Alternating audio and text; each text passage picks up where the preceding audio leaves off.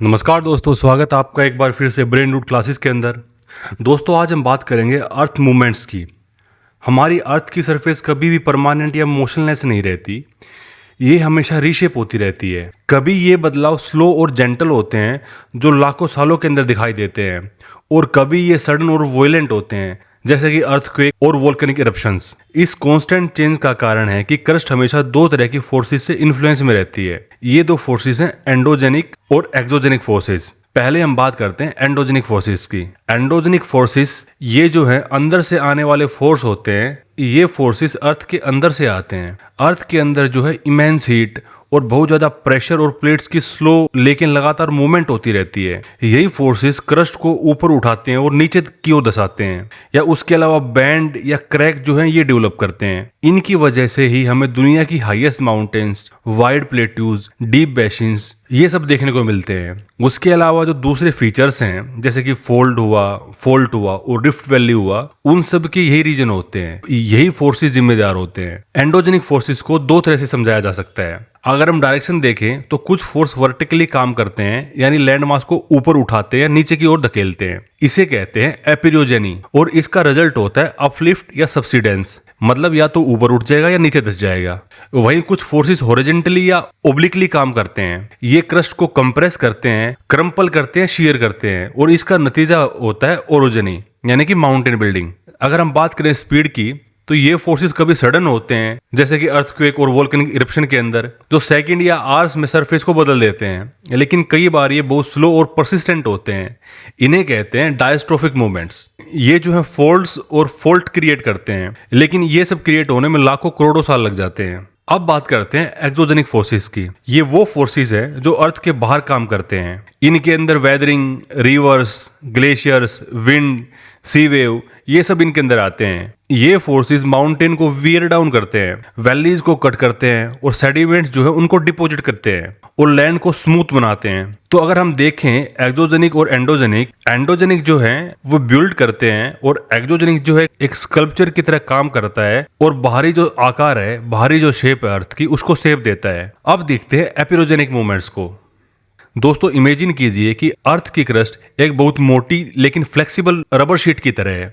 अगर आप उस पर धीरे धीरे दबाव डालो तो अचानक क्रैक नहीं होगी, बल्कि धीरे धीरे बल्ज करेगी या सैग करेगी, मतलब कि नीचे धस जाएगी। यही होता है एपिरोजेनी में। जब क्रस्ट अपवार्ड मूव करता है, यानी कि ऊपर की तरफ मूव करता है, तो इसको बोला जाता है अपवार्पिंग या अपलिफ्ट, और इसका रिजल्ट है रिवर्स का रिजुविनेशन होना, मैराइन टेरेसिस और रेस बीचेस का बनना। उसके अलावा जो डोम लाइक प्लेट्यूज है उनका डेवलप होना इसी रीजन से होता है। इसका अच्छा खासा एग्जांपल है स्कैंडिनेवियन लैंडमास, जो कि आज भी राइज कर रहे हैं, क्योंकि आइस एज में ग्लेशियर्स के हैवी वेट के मेल्ट होने के बाद क्रस्ट ऊपर उठने लगा। इस चीज को हम पहले पढ़ चुके हैं, और इस प्रोसेस को बोलते हैं ग्लेशियल रिबाउंड। अंडमान और निकोबार आइलैंड में कोरल टेरेसिस अपलिफ्ट को शो करते हैं। जब क्रस्ट डाउनवर्ड मूव करता है तो इसको बोला जाता है डाउन वार्पिंग या सब्सिडेंस। इससे बड़े रीजन सिंक हो जाते हैं, अक्सर सी लेवल के नीचे। इसका रिजल्ट है इनलैंड बेसिन्स, लेक्स और एस्चुरीज का बनना। इसका एग्जांपल है Bengal basin in eastern India, और गुजरात का जो रन ऑफ कच्छ है, जहां पे सी धीरे धीरे अंदर की तरफ एडवांस कर रही है। क्योंकि ये मूवमेंट पूरे कॉन्टिनेंट या बड़े रीजन को अफेक्ट करते हैं, इन्हें एपिरोजेनिक रैप भी कहते हैं। और दोस्तों, याद रखिए, ये माउंटेन्स की तरफ फोल्डेड रेंजेस क्रिएट नहीं करते, बल्कि लैंड मास को ब्रॉडली अपलिफ्ट या लोअर करा देते हैं। मतलब या तो ऊपर उठा देंगे या नीचे दसा देंगे। अब दोस्तों बात करते हैं ओरोजेनिक मूवमेंट्स की। ये हॉरिजॉन्टल मूवमेंट्स हैं। इमेजिन कीजिए कि आपके पास एक मोटी किताब है और आप उसे दो साइड से प्रेस करते हैं। पेज जो है या तो बेंड हो जाएंगे या ब्रेक हो जाएंगे। इसी तरह जब अर्थ की क्रस्ट पर कंप्रेसिव फोर्स साइड से लगते हैं तो रोक या तो बेंड होगी या वो ब्रेक हो जाएगी। इन्हीं को बोला जाता है ओरोजेनिक मूवमेंट्स, जो कि ओरो शब्द से आया है। ओरो शब्द का मतलब है माउंटेन, इसलिए इनको हॉरिजॉन्टल मूवमेंट भी कहा जाता है, क्योंकि फोर्स जो है वो साइड से लगता है, और इसका रिजल्ट होता है माउंटेन्स का बनना। ऐसे फोर्सेस सबसे ज्यादा कन्वर्जेंट प्लेट बाउंड्रीज पर कॉमन होते हैं। कन्वर्जेंट प्लेट बाउंड्रीज क्या होती है, इनको हम पढ़ चुके हैं। कन्वर्जेंट मैंने आपको बताया था, ये जो है डिस्ट्रक्टिव मार्जिन होते हैं, जहां पे एक प्लेट जो है दूसरी प्लेट के नीचे धस जाती है, सबडक्ट कर जाती है। इसको हमने प्लेट टेक्टोनिक थ्योरी के अंदर डिटेल में डिस्कस किया था। दोस्तों, अगर बात करें फोल्डिंग की, जब रॉक सॉफ्ट और लेयर्ड होते हैं तो फ्लेक्सिबल शीट्स की तरह बिहेव करते हैं। ब्रेक होने की बजाय वो धीरे धीरे वेव लाइक शेप में बैंड हो जाते हैं। इस बैंड को कहते हैं फोल्ड। दोस्तों, इमेजिन कीजिए आपके पास एक पाइल ऑफ बेडशीट्स या कारपेट्स है। अगर आप उन्हें दोनों एंड से प्रेस करेंगे तो वो ब्रेक नहीं होंगे, बल्कि वेव लाइक कर्व्स में राइज और फॉल करेंगे। दोस्तों, आप कुछ इंपॉर्टेंट फीचर समझते हैं जो कि फोल्ड से रिलेटेड है। सबसे पहले आता है एंटिक्लाइन। ये जो अपवर्ड फोल्ड है, यानी जो इंग्लिश अल्फाबेट यू होता है उस यू को आप इमेजिन करो, लेकिन यू को आप उल्टा कर दो तो जो शेप बनेगी उसको बोला जाता है एंटिक्लाइन। और इसका जो कर्व शेप होगी यू की, जो ऊपर की तरफ होगी, वो इसका कोर कहलाएगी। कोर में जो है ओल्डर रॉक्स होते हैं, क्योंकि डीपर लेयर पुश होकर ऊपर आ जाते हैं। अगर हम सिंक्लाइन की बात करें तो डाउनवर्ड फॉल होता है। जो अपना इंग्लिश अल्फाबेट होता है यू, डिट्टो वैसा दिखेगा सिंक्लाइन। और इसमें जो कर्व्ड एरिया है नीचे की तरफ वाला, वो इसका कोर कहलाता है। और इस कोर के अंदर होती है यंगर्स रॉक। जो नई रॉक होती है वो इस कोर के अंदर पाई जाती है, क्योंकि अपर लेयर सिंक कर जाते हैं।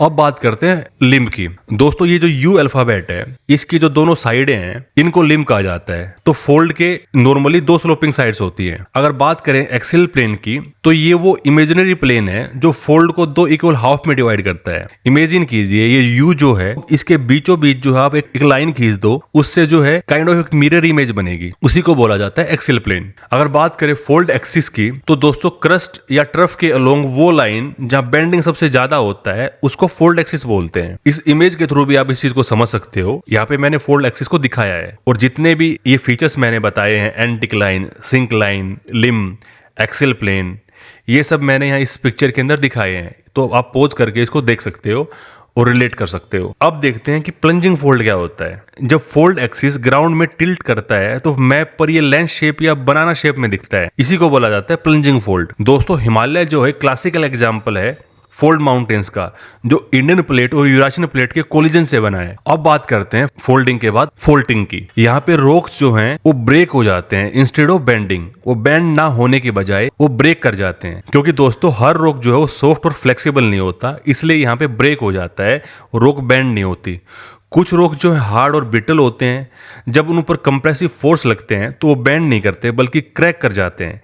इस ब्रेकिंग को ही कहते हैं फोल्ट। इसको आप एक एग्जांपल से समझ सकते हो। अगर आपके पास एक सॉफ्ट बिस्किट है और आप उस पर प्रेशर डालते हैं तो वो थोड़ा बेंड करेगा लेकिन टूटेगा नहीं। वहीं अगर बिस्किट जो है ड्राई है तो प्रेस करते ही वो टूट जाएगा। यही डिफरेंस है फोल्डिंग और फोल्टिंग के अंदर। इस फोल्टिंग का एक अच्छा खासा एग्जाम्पल है ईस्ट अफ्रीका के अंदर जो रिफ्ट वैली है वो। ये जो ग्रेट रिफ्ट वैली है ईस्ट अफ्रीका की, ये फोल्टिंग की वजह से ही बनी है। दोस्तों, अब बात करते हैं डिप और स्ट्राइक की। टिल्टेड रॉक्स को मेजर करना, जब रॉक्स बैंड या ब्रेक होता है तो वो फ्लैट हॉरिजॉन्टल नहीं रहते बल्कि टिल्ट हो जाते हैं। जियोलॉजिस्ट इस टिल्ट को मेजर करने के लिए दो वर्ड्स यूज करते हैं जो कि होते हैं डिप और स्ट्राइक। डिप जो है वो एंगल है जिससे रॉक बेड स्लोप करता है हॉरिजॉन्टल से नीचे की ओर। अगर बात करें ट्रू डिप की तो ये सबसे स्टीप स्लोप होता है। अगर बात करें अपेरेंट डिप की, ये होता है किसी और डायरेक्शन का स्लोप जो लेस स्टीप होता है। और दोस्तों, स्ट्राइक जो होता है वो हॉरिजॉन्टल लाइन होती है जो तब बनती है जब टिल्टेड रॉक्स को एक फ्लैट वाटर सरफेस कट करता है। स्ट्राइक हमेशा ट्रू डिप के 90 डिग्री पर होता है। इन सब वर्ड्स को आप पिक्चर के थ्रू समझ सकते हो। अब दोस्तों, सवाल आता है डिप और स्ट्राइक क्यों इंपॉर्टेंट है? क्योंकि ये जियोलॉजिकल मैप्स बनाने में हेल्प करते हैं। ग्राउंड वाटर, ऑयल और गैस फ्लो प्रेडिक्ट करने में काम आते हैं, और जो लैंडस्लाइड प्रोन एरियाज हैं उनको आइडेंटिफाई करने में भी हमारी मदद करते हैं। अब बात करते हैं why orogenic movements are important. दोस्तों, जो ओरोजेनिक मूवमेंट्स हैं वो बहुत वाइटल रोल प्ले करते हैं। ये दुनिया के सबसे बड़े माउंटेन्स बनाते हैं। हिमालयाज, अलेप्स और रॉकीज जो हैं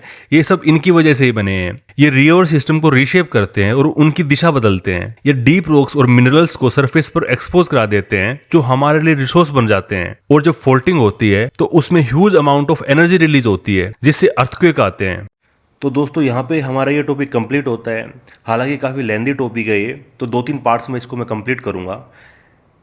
इस पार्ट के अंदर केवल इतना ही डिस्कस करते हैं। जो रिमेनिंग पोर्शन है उसको नेक्स्ट पार्ट के अंदर डिस्कस करते हैं।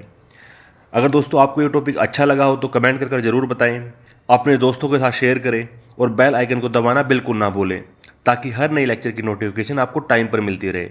मिलते हैं अगले वीडियो में, तब तक के लिए धन्यवाद।